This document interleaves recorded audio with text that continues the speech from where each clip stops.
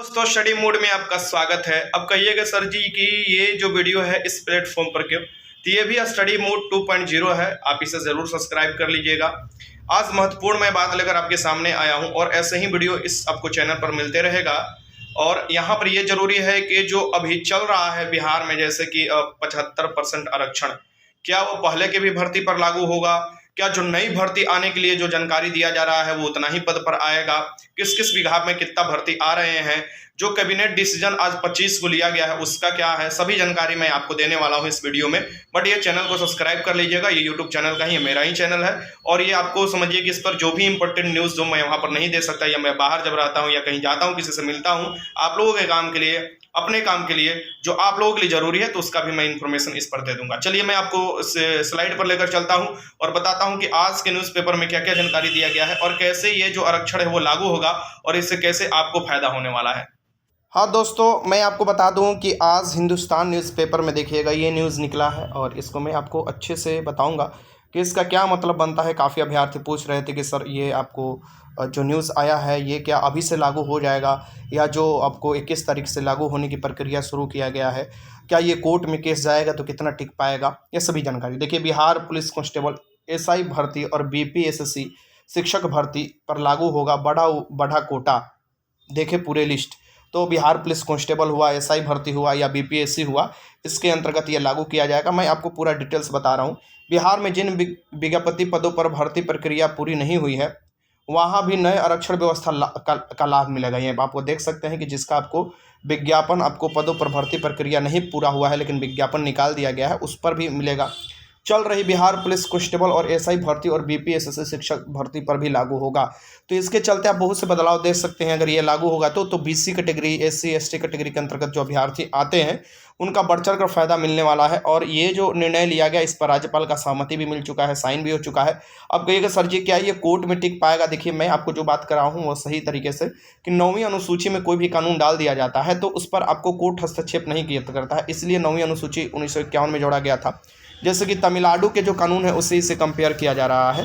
तो एक बात समझ लीजिए, अभी हरियाणा का भी सेम वही प्रक्रिया अपनाया गया था, लेकिन हरियाणा में आपको सुप्रीम कोर्ट द्वारा उसे कैंसिल कर दिया गया था, या हाई कोर्ट में भी जाता है तो उसे कैंसिल कर दिया जाता है कि आप 50% का जो आपको एक लाइन है उसे पार करते हैं। लेकिन अभी जो कैबिनेट का डिसीजन देखिएगा, कैबिनेट का जब डिसीजन आ रहा था उस समय आपको मतलब कि कैबिनेट में जो जो मोहर लग रहे थे उसमें ये भी बात कहा गया था, और ये बात कहा गया था कि हरियाणा वाला से ये थोड़ा डिफरेंट है और इसे आपको अभी भेजा जाएगा भारत सरकार के पास। भारत सरकार क्या करेगा, एक संशोधन करेगा और इस सब्जेक्ट को उठाकर 9वीं अनुसूची में डाल देगा। तो इस पर सुप्रीम कोर्ट हस्तक्षेप नहीं कर सकता, लेकिन वास्तविकता यही है कि सुप्रीम कोर्ट चाहे तो कोई भी कानून पर हस्तक्षेप कर सकता है। जो कानून 24 अप्रैल, ये ध्यान में रखिएगा, जो कानून, ध्यान से यहाँ सुन लीजिए, जो कानून 24 अप्रैल 1973 के बाद बना हुआ है, तो केशवानंद भारती केस क्या कहता है कि हम बेसिक स्ट्रक्चर है मेरा कि हम कोई भी कानून जो कि हमारा कानून सम्मत ना हो, यानी कि आप कानून बना दिए विधायी का, अगर वो उल्लंघन कर रहा है किसी भी के अधिकार को तो हम वैसा काम कर सकते हैं। लेकिन इस सुप्रीम कोर्ट तक बात मुझे ना लगता है कि सुप्रीम कोर्ट तक बात जाएगा, अपने में ही लोग सिलट जाएंगे। और जो भी प्रक्रिया है, जो भी अपनाया जा रहा है, वो तो आपको मुख्यमंत्री से जाने और राज्यपाल जाने, और बाकी हम लोग को मेन मतलब है कि ये कैसे लागू होगा, तो कैसे कैसे किसको फायदा होगा वो देख लेते हैं। ठीक, बिहार में नया 75% आरक्षण फार्मूला लागू हो गया है। अब सरकारी नौकरियों और शैक्षणिक संस्थानों के एडमिशन में आरक्षित वर्ग के कोटे में 15, अब देखिए यहाँ पर देख सकते हैं आरक्षित वर्ग यानी कि जिनको आरक्षण मिलता था, वहीं आरक्षित वर्ग के कोटे में 15% का इजाफा हुआ है। पहले 50% जो सीट आरक्षित रहता था उसको अब 65% कर दिया गया है, यानी कि टोटल 65% आपको सीट ऐसे आरक्षित रहेगा जिसमें आपको ईबीसी, बीसी, एससी, एसटी रहेंगे, और 10% सीट जो होगा ये आपको ईडब्ल्यूएस का रहेगा, यानी कि ये तो आपको इकोनॉमिकल वीकर सेक्शन पर दिया जाता है और बाकी ये सब जातीय पर दिया जाता है। ठीक, तो यहाँ पर आप देख सकते हैं कि ये जो 50 से 65% पहुँच गया है। तो वहीं अनारक्षित वर्ग के 35% कोटा में 10% समान वर्ग के आर्थिक रूप से कमजोर वर्गों के लिए आरक्षित होंगे, यानी कि टोटल आप देखिएगा 65% जो है आपको आरक्षित जो किया गया है, और जो 35 बढ़ जाता है अनारक्षित, इसमें से 10% जो है ईडब्ल्यूएस को, आपको इकोनॉमिकल वीकर सेक्शन को जाता है। तो टोटल यहाँ पर अगर देखा जाए तो 75% जो हो गया ये आपको आरक्षित हो गया सीट, एक तरफ से देखा जाए तो। ठीक, अब मंगलवार को यहाँ पर देख सकते हैं, मंगलवार को 21 से राज्य में जो भी भर्तियां निकलेगी, यानी 21 नवंबर से जो भी भर्तियां निकलेगी, ये नया आरक्षण फार्मूला लागू रहेगा। सूत्रों से प्राप्त जानकारी के मुताबिक बिहार सरकार द्वारा विज्ञापित उन पदों पर भी जिनकी भर्तियां प्रक्रिया चल रही है, यानी कि जिनकी चल रही है, जैसे अभी जिनकी पूरा नहीं हुआ है, उसमें आरक्षण की नई व्यवस्था लागू करने की तैयारी है। जैसे कि आपको बोल सकते हैं कि अभी टीचर वाला भर्ती हुआ, बिहार पुलिस कांस्टेबल, बिहार दरोगा का भर्ती 1275, और फिर आपको 64 जो सीट आया है एक्साइज वाला में, ये सभी प्रक्रिया को लेकर ये बात किया जा रहा है। ठीक, राज्य सरकार इसको लेकर गंभीर है कि गरीब और पिछड़े तबके तक अधिकाधिक लाभ पहुंचे। ये आपको राज्य सरकार का कहना है। ठीक, ये अधिक से अधिक लाभ पहुंचना भी चाहिए, जरूरी भी है। सीएम नीतीश कुमार ने आरक्षण को तत्काल प्रभाव से तथा पूर्ण रूप से लागू करने का निर्देश सभी महकमे को दिए हैं कि जल्दी से जल्दी इस व्यवस्था को लागू किया जाए। आपको बता दें कि हाल और फिलहाल में जो 1.22 लाख पदों पर बीपीएससी के शिक्षकों की भर्ती का विज्ञापन जारी हुआ था, बिहार पुलिस में भी 21,391 पदों पर कांस्टेबल की भर्ती चल रही है। यहाँ पर आप देखिए साफ साफ लिख रहा है कांस्टेबल की भर्ती चल रही है। इसके अलावा बिहार पुलिस में 1275 पर सब इंस्पेक्टर और मद्य निषेध, उत्पाद निबंधन विभाग में सब इंस्पेक्टर और निगरानी विभाग में पुलिस की एसआई की 64 पदों पर भर्ती प्रक्रियाधीन है। इनके आवेदन लिए जा चुके हैं और परीक्षाएं जल्द होनी है। ये जो भी है इनका भी प्रक्रियाधीन है, तो इस पर भी लागू हो सकता है आरक्षण की प्रक्रिया। इस बात को ध्यान में रखिएगा, प्रक्रियाधीन है साफ साफ, और ऊपर ही लिख दिया गया है साफ साफ करे कि जितना जल्दी हो सके इसे फॉलो किया जाए। अब इस मामला में ये देखना होगा कि कब का आपको सर्टिफिकेट लगता है। काफ़ी एबीसी बीसी वाले भी अभ्यर्थी परेशान है, AWS वाले। तो ये जो नया चीज़ अब जब अपडेट किया जा रहा है, तो नया चीज़ तो कानून अपडेट किया जा सकता है एक नियम लाकर, तो ये नियम लाकर ये भी किया जा सकता है कि 1 साल के अंतर्गत जो भी भर्ती होंगे उसमें EWS कैंडिडेट, जो BC और EBC के कैंडिडेट यानी OBC ओवरऑल कैंडिडेट के लिए जो NCL का मामला है उसे भी तो ठीक किया जा सकता है। और मैं बार बार यही बोल रहा हूं कि आप लोग अगर एकजुट होते हैं, आप लोग एक प्लेटफॉर्म पर आते हैं, तो ये बात पहुंचाया जा सकता है और ये बात मनवाया भी जा सकता है। बहुत ही आसान है, कोई दिक्कत नहीं हो सकता। लेकिन सबको एक बार एक स्वर में ये बात आपको कहना होगा और सबको एक प्लेटफॉर्म पर आना होगा। प्लेटफॉर्म कहने का मतलब कहीं आपको रेलवे प्लेटफॉर्म की बात नहीं किया जा रहा है, कहने का मतलब एक सोच के साथ ये बात उठाना होगा। ठीक, आने वाले भर्तियां जहां लागू होंगे 75% आरक्षण। अब ये जो आने वाले भर्ती हैं उसमें देखिए सबसे पहले जो आपको कल ही देखिएगा अनाउंस किया गया था बीपीएससी द्वारा कि 6060 पदों पर हेडमास्टर की भर्ती निकलेगा, इसमें भी ये लागू होगा। ठीक ना।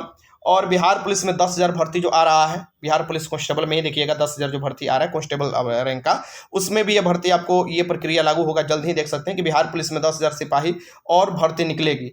इसके अलावा तकरीबन 2 लाख विभिन्न पदों पर नियुक्तियां की तैयारी में अलग अलग महकमे में लगे हुए हैं लोग, और उसमें भी ये प्रक्रिया लागू होगा। तो कहने का मतलब है कि सभी जो भी भर्ती आने वाले होते हैं ये सभी ये प्रक्रिया लागू करने के लिए कहा गया है। और अलग अलग देखोगे कि अलग अलग ये आज भी कैबिनेट का जो मुहर लगा है उसमें भी कुछ पद सृजित किए गए हैं, और वो छोटा पद है, कोई उस बारे में आपको जानकारी देना मैं उचित नहीं समझा। 25 को जो आपको मुहर लगा है, और काफ़ी कैबिनेट डिसीजन भी मैंने देखा। तो ये महिलाओं के 35% जो आरक्षण था, क्या इस पर प्रभाव पड़ेगा? काफ़ी लोग बोल रहे थे कि नहीं, इस पर कोई प्रभाव नहीं पड़ेगा। सो महिलाओं का जो भी 35% आरक्षण है वो लागू रहेगा। और ये जो होता है ये क्षैतिज आरक्षण होता है। क्षैतिज आरक्षण करने का मतलब कि इस स्थिति में अगर महिला नहीं मिलती है 35%, तो वो अपने आप ही चला जाता है मेल पुरुष को, अलग अलग कैटेगरी वाइज आप देखिएगा। तो मेल पुरुष मतलब कि मेल होंगे तो पुरुष होंगे ही होंगे, यानी मेल कहिए या पुरुष की, ये दोनों बतिया उड़े हैं। तो कहने का मतलब कि ये तो मेल को चला जाएगा या आपको पुरुष कह सकते हैं, तो दोनों एक ही है। तो लड़की का अगर सीट आपको फुलफिल नहीं होता, लेकिन एक 3% जो सीट था ना उसे भी इसी आरक्षण में नीतीश कुमार जी लागू कर दिया है। जो आपका उनका निकल कर आ रहा था कि जो BC कैटेगरी के अंतर्गत हम लोग 3% आरक्षण जो पहले दिए थे, पहले से चलते आ रहा है महिलाओं को, अब उसको भी 35% में ही आपको लागू कर दिया जाए, ये भी उनके द्वारा प्रस्ताव है। यानी कि टोटल अब सिर्फ 35% सीट आपको आरक्षित होंगे महिलाओं के लिए, और इसमें महिलाएं फाइट करेंगी, जितना सीट हो सके अपना करेंगी। इससे ज़्यादा भी कर सकती है क्योंकि ये तो सीट आरक्षित है, और अगर इससे कम आती है तो वो सीट मेल को चला जाता है। ये प्रक्रिया आपका है। तो आप समझ गए होंगे कि जो भी आरक्षण वाला प्रक्रिया है उस पर ज़्यादा आपको इधर उधर भागने की जरूरत नहीं है। ये सरकार की आपका नियम है, और सरकार नियम आपको ला रहा है तो उसको फॉलो करना पड़ेगा। हाँ, सरकार का जो भी नियम होता है ये आपको कानून सम्मत होना चाहिए, और जो भी प्रक्रिया होता है ये संवैधानिक प्रक्रिया के अनुरूप ही बनाया गया है। ऐसा तो नहीं है कि एकदम ऊपर से कानून आ गया है। राज्यपाल भी अपना सहमति दे दिए हैं, यानी साइन कर चुके हैं। तो कहीं ना कहीं अब एक ही बस इसमें पेच है कि आपको जो कोर्ट है उसमें ये वैलिड हो जाए, कोर्ट में ऐसा ना चीज़ हो पाए। बाकी हम लोग को ज़्यादा राजनीतिक में पढ़ने की कोई ज़रूरत नहीं है। बस स्टूडेंट का काम होता है तैयारी करना, टीचर का काम होता है तैयारी कराना। ठीक, और ये जो प्रक्रिया इसमें मैं आपको बता दूं, कन्फ्यूजन होने की जरूरत नहीं है। जैसे कि ये कहने का मतलब नीतीश कुमार जी जब भाषण दे रहे थे उनका कहने का मतलब ये था कि जैसे EWS या जनरल हम बोल सकते हैं अनरिजर्व, जैसे लाला भूमिहार ब्राह्मण, ये सब जो होते हैं इनका लगभग 16% जो जनसंख्या है उसमें से केंद्र सरकार ने 10% पर EWS लागू किया। ठीक, सो ये इसका 65% है, यानी कि 16% का 10% जो हो जाता है लगभग 65% हो जाता है। उसी को आधार मानते हुए जितना अलग अलग कैटेगरी में जिनका, जैसे SC में जितना जनसंख्या है, ST में जितना जनसंख्या है, BC में EBC में जितना जनसंख्या है, उसके 65% सीट को हम लोग आरक्षित कर रहे हैं। ठीक, तो इसीलिए देखिएगा अलग अलग कैटेगरी वाइज ये आरक्षण की सीमा बढ़ गया है। विस्तृत नोटिफिकेशन भी इसका आ चुका है, बिहार गैजेट में भी प्रकाशित हो चुका है। मैं उसका लाऊंगा ऑफिशियल नोटिस, जो जो जानकारी दिया है मैं आपको बताऊंगा। अब ये न्यूज़पेपर के माध्यम से मैंने सोचा कि आप लोग को अपडेट दे दूं। रहा बात बिहार पुलिस कांस्टेबल नई भर्ती का, तो नई भर्ती भी आएगा, आपको जल्द आपको नई भर्ती देखने को मिलेगा। बट उससे पहले जो बिहार पुलिस कांस्टेबल 21,391 पदों की भर्ती हो रहा है, या भी आपको इस पर जांच चल ही रहा है। जब तक जांच की रिपोर्ट नहीं आ जाता तब तक आगे कुछ नहीं कहा जा सकता, क्योंकि जांच की रिपोर्ट में CSBC भी रडार पर है, और भी बहुत से लोग हैं जो कि आपको चला रहे थे, ग्रुप चला रहे थे, उनको भी पकड़ा जा रहा है। क्योंकि वो ग्रुप के माध्यम से पैसा तसिलते थे 5-5 हज़ार 10-10 हज़ार, और बोलते थे कि हम कुछ घंटे पहले आपको दे देंगे, ठीक। सो उनका भी नंबर दिया गया था, उन पर भी अभी चल रहा है। क्योंकि पहले के जो भी बिहार पुलिस कांस्टेबल वाले पकड़ाए थे उनका आपको कोई लिंक नहीं जुड़ पाया कि पेपर उन्होंने आउट करवाया है। तो इसमें बड़े हाथ है, और बड़े हाथ जब पकड़े जाएंगे तभी कुछ हो पाएगा। अब बात करते हैं कि सर EWS और EBC वाला मामला और BC वाला मामला क्या चलेगा। देखो ये आपके सामने कानून आ गया ना, ऐसे ही एक खाली आपको जानकारी या तो मंत्री लेवल तक से CSBC को चला जाना चाहिए, या आपको ऐसा आपको अगर चला जाना चाहिए कि 1 साल के लिए अगर कोई लड़का नहीं जान पा रहा है, नहीं जाना है, BC हो, EBC हो या EWS हो, तो उनको छूट मिलना चाहिए। तो अगर हम लोग ये सम्मिलित रूप से एक साथ अगर ऐसे मुद्दे को उठाते हैं तो जरूर इसमें सफलता मिलेगी। और ये आपको स्टडी मोड 2.0 है, इसे जरूर सब्सक्राइब कर लीजिएगा, क्योंकि मुझे लगता है कि आगे जो भी जानकारी है छोटे छोटे आपको वीडियो के माध्यम से मैं इसमें दे दूंगा। और क्योंकि बाहर भी रहता हूँ, कभी कभी आपको क्लास में नहीं रह पाता हूँ या ऑफिस में नहीं रह पाता हूँ, तो मैं सोचता हूँ कि जो भी जानकारी मिले तुरंत आपको मैं अपडेट दे पाऊँ, ठीक। तो वीडियो अच्छा लगा तो लाइक कीजिएगा और इस चैनल को जरूर सब्सक्राइब कर लीजिएगा। आप लोग सभी लोगों से निवेदन होगा। वीडियो देखने का बहुत बहुत धन्यवाद।